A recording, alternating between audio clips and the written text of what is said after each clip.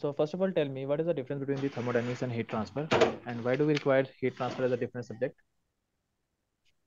Sir basically thermodynamic में हम amount of heat transfer की बात करते हैं और H M amount of heat transfer और हीट ट्रांसफर में हम basically rate of heat transfer and different method होते हैं जो कंडक्शन कन्वेक्शन और रेडिएशन के बारे में पढ़ते हैं।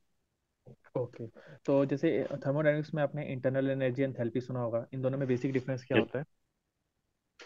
सर इंटरनल एनर्जी किसी भी मॉलिक्यूलर लेवल में किसी की सिस्टम में जो एनर्जी प्रेजेंट होती है उसे हम इंटरनल एनर्जी बोलते हैं। हम्म। और enthalpy sir it is the sum of internal energy and the product of pressure into volume, basically flow work. और ये रिप्रेजेंट करता है total heat content of any system. अच्छा, मान लो अगर जैसे आपका अपने फ्लूइड मैकेनिक्स में यस। प्रेशर एनर्जी या प्रेशर हेड पढ़ा होगा, ठीक है ना? Fluid yes sir. मैकेनिक्स में आपने प्रेशर यस एनर्जी या प्रेशर हेड पढ़ा होगा। उस प्रेशर हेड और सिंपल फ्लो वर्क में डिफरेंस क्या है? सर फ्लो वर्क तो अगर हम एक कंट्रोल वॉल्यूम मान लें, किसी भी फ्लूइड एलिमेंट को फ्लो कराने के लिए जो वर्क रिक्वायर्ड होगा उसे हम फ्लो वर्क बोलेंगे। Hmm. Sir pressure head, sir pressure head या total energy in fluid mechanics. Pressure head और फ्लो वर्क के बीच में कोई डिफरेंस है या दोनों सेम है?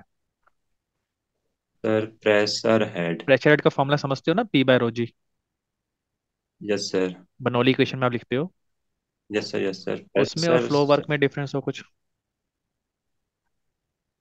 Sir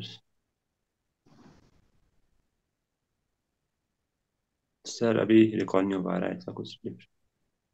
okay. अच्छा, कार्नोट और ऑटो साइकिल में कार्नोट जो है वो प्रैक्टिकली पॉसिबल क्यों नहीं है?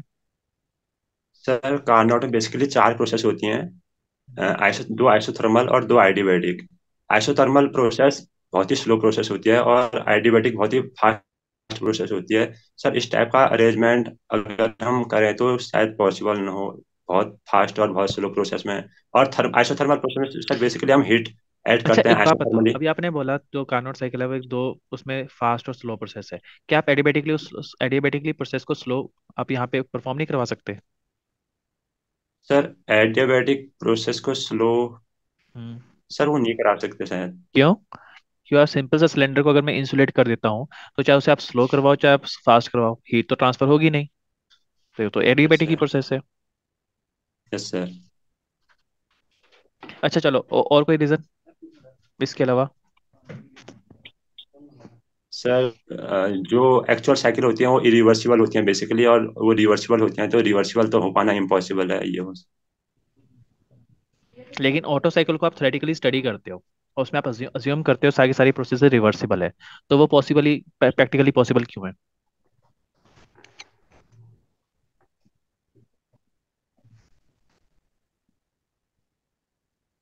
अरे सर अभी कुछ आइडिया नहीं। अच्छा ठीक है। चलो एक केस लेके चलते हैं। सपोज करो कि आपके पास एक सिंपल सा कंटेनर है। कंटेनर के अंदर यस कुछ sir. Amount of air present है। सॉरी, कंटेनर को यस सर। अगर मैं दो पार्ट्स में डिवाइड कर रहा हूँ पहले, कंटेनर्स को दो यस पार्ट्स सर। में डिवाइड करते हैं, part number A and part number B. Assume करो कि पार्ट यस। नंबर जो बी है वो कम्प्लीटली एम्प्टी है। ठीक है, उसमें कुछ भी प्रेजेंट यस नहीं है। सर। पार्ट नंबर ए में एयर प्रेजेंट है। आप क्वेश्चन को ध्यान से यस सर। सुनना। अगर मैं एयर को एज अ सिस्टम कंसिडर करता हूँ तो उस केस में आपके पास वर्क डन की वैल्यू क्या होगी? अगर मैं पार्टीशनिंग को रिमूव करता हूँ तो सर सिस्टम हमारा अभी एयर है बस, और वैक्यूम सिर्फ वाला। एयर, वो सिस्टम नहीं है आपके पास। आपने जैसे ही कंटेनर पार्टीशनिंग को हटाया, एयर जो है वो पूरे के पूरे कंटेनर को फिल कर रहा है, तो उस केस में वर्क डन क्या होगा? सर वर्क डन जीरो होगा उस केस में। क्यों? क्यों जीरो होगा? सर वहाँ वैक्यूम में कोई हमें कोई रेस्ट्रिक्शन नहीं मिल पा रहा, कोई रेसिस्टेंट मतलब अपोजिशन कुछ मिल नहीं पा रहा अपोज करने के लिए, तो उस केस में वर्क डन जीरो होगा। बेसिकली वो वैक्यूम है तो खाली एयर मतलब एक्सपेंड हो रही है। अच्छा, पर अगर आप चेंज इन वॉल्यूम से देखोगे तो सर चेंज, अगर चेंज इन वॉल्यूम देखें तो तब तो हम बोल सकते हैं कि पीडीपी वर्क हो रहा है। हो लेकिन रहा इस है। केस में, हम्म। इस केस में नहीं हो पाएगा क्योंकि सर हमें कोई वैक्यूम में तो कोई रेस्ट्रिक्शन या अपोजिशन मिल नहीं पा रहा है। खाली एयर, एयर कुछ काम नहीं कर रही कि जिससे कुछ वर्क मिल रहा हो हमें मतलब आउटसाइड दी बाउंड्री कुछ इस टाइप। क्यों? आउटसाइड द बाउंड्री तो वर्क मिल नहीं रहा है। जब आप पार्टीशन को रिमूव कर रहे हो, एयर आपके पास एक्सपैंड हो रही है, तो एयर का तो वॉल्यूम चेंज हो रहा है। तो उसकी बाउंड्री में तो आपको बाउंड्री से तो आपको वर्क मिल रहा है वहाँ पे, एक्सपेंशन वर्क मिल रहा है एक तरह से। तो क्या वर्क डन नॉन जीरो होगा या अगेन फिर से जीरो ही होगा? सर हम्म। वर्क डन तो जीरो ही होना चाहिए फ्री एक्सपेंशन के केस में। ओके। अच्छा, थ्रॉटलिंग प्रोसेस क्या होती है? सर जब कोई फ्लूइड किसी नैरो पास करता है तो हम उसे थ्रॉटलिंग बोलते हैं। जैसे पार्शली ओपन वॉल्व होती है, उससे अगर फ्लो करेगा तो हम वो बोलेंगे कि हम्म। थ्रॉटलिंग हो रही है। प्रैक्टिकली कहाँ पे देखते हो ये प्रोसेस, किसी डिवाइस में? प्रैक्टिकली ऑरिफाइज मीटर में देख और सकते हैं। और अगर हम वेपर कंप्रेशन साइकिल देखें तो वेपर कंप्रेशन साइकिल में हम देख सकते हैं थ्रॉटलिंग प्रोसेस होती है। वहां पे क्यों यूज करते हैं थ्रॉटलिंग हम? सर थ्रॉटलिंग बेसिकली प्रेशर को डिक्रीज कराने के लिए या हम्म। रेफ्रिजरेंट के फ्लो को कंट्रोल करने के लिए यूज करते हैं थ्रॉटलिंग वेपर कंप्रेशन साइकिल। अच्छा, एक चीज सोच के बताओ जरा मुझे यहाँ पे। वीसीआरएस के अंदर, चलो मैं आपको बता देता हूँ थ्रॉटलिंग प्रोसेस हम क्यों करते हैं, प्रेशर और टेम्परेचर को रिड्यूस करने के लिए। ठीक है यस ना, ये सर। हमारा मेन पर्पस होता है। अब यस एक चीज सोच के बताओ, अगर प्रेशर और टेम्परेचर दोनों को ही आप डिक्रीज कर रहे हो तो एंथैल्पी कैसे कांस्टेंट रहेगी? इंटरनल एनर्जी और फ्लो वर्क तो दोनों डिक्रीज हो रहे हैं, यस सर। तो एंथैल्पी कैसे कांस्टेंट रहती है? एंथैल्पी।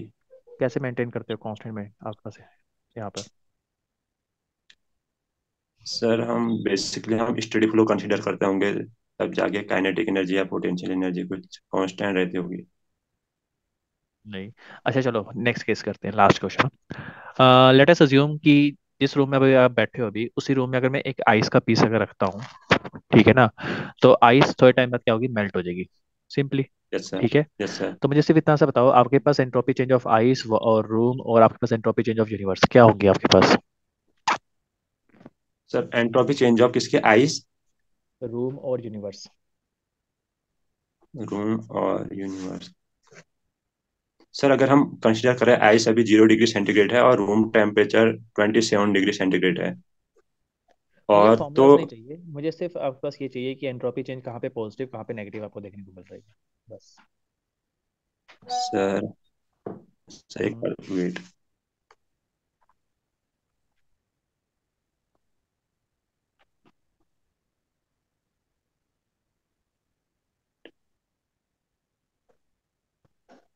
सर अगर हम आइस के लिए करेंगे तो एंट्रोपी चेंज पॉजिटिव आएगा, और रूम के लिए एंट्रोपी चेंज नेगेटिव आएगा क्योंकि हीट रिजेक्ट करेगा रूम।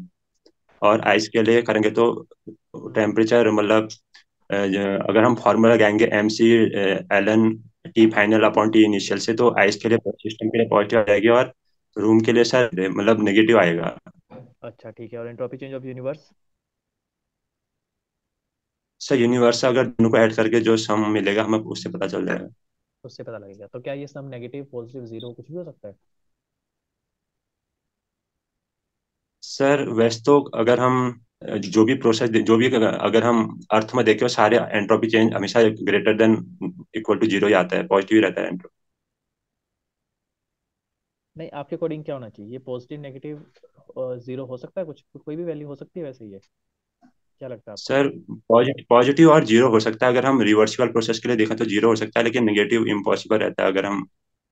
अब एक चीज मुझे सोच के बताओ, अभी आपने बोला पॉजिटिव और जीरो हो सकता है, अगर ये जीरो हो गया तो ये, आप तो ये कह रहे हो कि मेल्टिंग ऑफ आइस एक रिवर्सिबल प्रोसेस हो गया, क्या ये पॉसिबल है?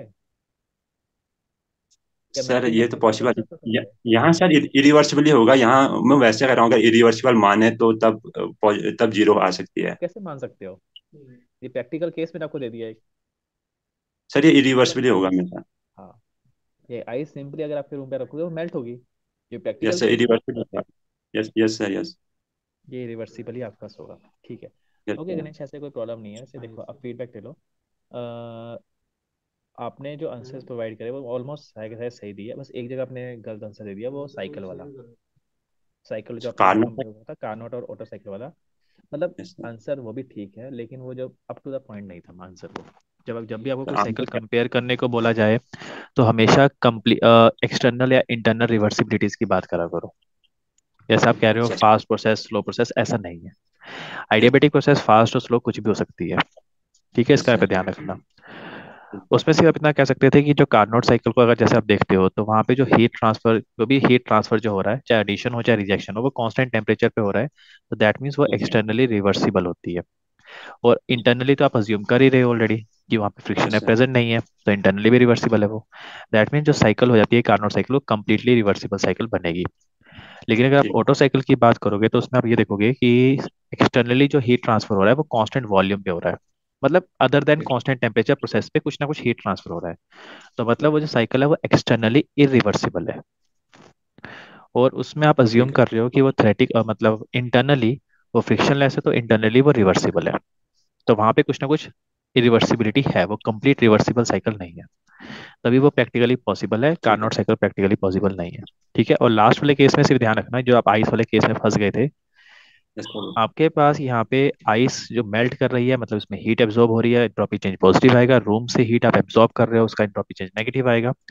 ओवरऑल आपके पास मेल्टिंग ऑफ आइस जो है वो एक इरिवर्सिबल प्रोसेस है, तो इनका जो सम है वो हमेशा ही क्या होगा, पॉजिटिव ही होगा। चाहे आप करके भी देख लो, वो कभी यस सर। नेगेटिव या जीरो हो ही नहीं सकता। ठीक है यस ना। आप सर। न्यूमेरिकली सॉल्व भी करोगे इस प्रॉब्लम को तो वो हमेशा पॉजिटिव है, क्योंकि ये रिवर्सिबल प्रोसेस है। अकॉर्डिंग टू आपके पास ठीक है entropy sir. Principle, entropy of universe हमेशा पॉजिटिव होगी फॉर इरिवर्सिबल प्रोसेस। इसका यहाँ पे ध्यान ठीक है रखना। ठीक है ना। सर। ठीक। और इसके अलावा एक और चीज़ थी, हाँ, थ्रोटलिंग प्रोसेस।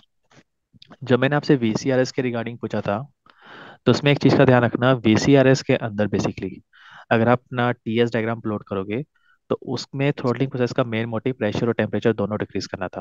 प्रेशर डिक्रीज ठीक है। होगा, टेम्परेचर डिक्रीज हाँ, हो रहा है, मतलब इंटरनल एनर्जी डिक्रीज हो रही है। लेकिन यस सर। एंथैल्पी को कांस्टेंट रखने के लिए आपके पास फ्लो वर्क को इंक्रीज होना पड़ेगा। उस केस में तो जो सेट फ्लो वर्क को इंक्रीज होना पड़ेगा, क्योंकि एंथैल्पी क्या चीज़ है, basically internal plus flow work है ना। Yes sir. तो इंटरनल एनर्जी डिक्रीज हो रही है, तो फ्लो वर्क को इंक्रीज करने के लिए फ्लूइड क्या कर रहा है, बेसिकली फेस चेंज करता है। तो अगर आप टीएस ठीक है डायग्राम सर। को देखोगे ध्यान से, तो सैचुरेटेड लिक्विड एंटर कर रहा है, और लेकिन वेट मिक्सचर आपको आउटलेट पे मिलता है। ठीक। ठीक है ना। तो लिक्विड लिक्विड प्लस वेपर में कन्वर्ट हो रहा है, स्पेसिफिक वॉल्यूम को इंक्रीज कर रहा है, और आपके पास एंथैल्पी को कांस्टेंट रख रहा है। ठीक है सर। ठीक है। सर जो लिक्विड पहला वेपर क्वेश्चन था वो प्रेशर हेड और ये वाला है, फ्लो वर्क में कोई डिफरेंस वाला कुछ? बेसिकली ऑलमोस्ट दोनों सेम ही आपके पास यहाँ पे है। ठीक है ना। दोनों सेम एक तरह सेम। से वो सेम आपके पास यहाँ पे होते हैं। एक तरह से जब आप प्रेशर एनर्जी को एक फ्लूइड के फ्लो ऑफ मोशन से जब कैलकुलेट करते हो, तो वो प्रेशर इनटू वॉल्यूम का ही प्रोडक्ट के इक्वल से निकलता है। वहाँ पे वो वॉल्यूम नहीं है एक्चुअली, वो डिस्प्लेस्ड वॉल्यूम होता है वहाँ पे। ठीक है। जब आप उसे हेड की फॉर्म में लिखते हो, pressure energy per unit weight की फॉर्म में, तो पी बाय रो जी की फॉर्म में लिखा जाता है। ठीक है। इसका यहाँ पे ठीक है ध्यान सर। रखना। लेकिन अगर हम पाइप फ्लो में कंसीडर करेंगे तो टोटल एनर्जी को कंसीडर करेंगे ना, टोटल केवल एनर्जी प्रेशर। नहीं नहीं, वो तो जब आप स्टेडी फ्लो एनर्जी इक्वेशन, जब भी आप कुछ भी प्रॉब्लम जब सॉल्व कर रहे हो, हमेशा टोटल एनर्जी ही कंसिडर करते हैं। ठीक है। अगर हम स्टेडी ठीक। फ्लो एनर्जी इक्वेशन से चलोगे, तो काइनेटिक एनर्जी, पोटेंशियल एनर्जी सब आप जीरो अज्यूम कर लेते हो। इंटरनल ठीक है। एनर्जी को भी आप मतलब चेंज इन इंटरनल एनर्जी को भी जीरो अज्यूम कर रहे हो। ठीक है ना। हाँ। तो रिमेनिंग एक प्रेशर एनर्जी देखने को मिली, वो भी क्यों, क्योंकि प्रेशर ग्रेडियंट आपको देखने को मिलता है वहाँ पे, इस वजह से। ठीक। ठीक। ठीक है। तो वो तो आपके पास प्रेजेंट होती है। वो एक तरह से फ्लो वर्क के इक्वल ही आपके पास यहाँ पे होता है, इनडायरेक्टली आप उसको वहां से भी डिफाइन कर सकते हो। कहने का मतलब ये है। ठीक। ठीक है। ठीक है ना। ओके गणेश। सर कुछ मतलब कॉन्फिडेंस में कमी या कुछ आंसर देने में कोई ऐसा कोई दिक्कत? ऐसी कोई इशू नहीं थी, बस कुछ कुछ टॉपिक में आपको रिवीजन की रिक्वायरमेंट थी, बस ये था। ठीक है। ठीक है ना। बाकी सब ठीक था ऐसा। ठीक है, थैंक यू सर। ओके।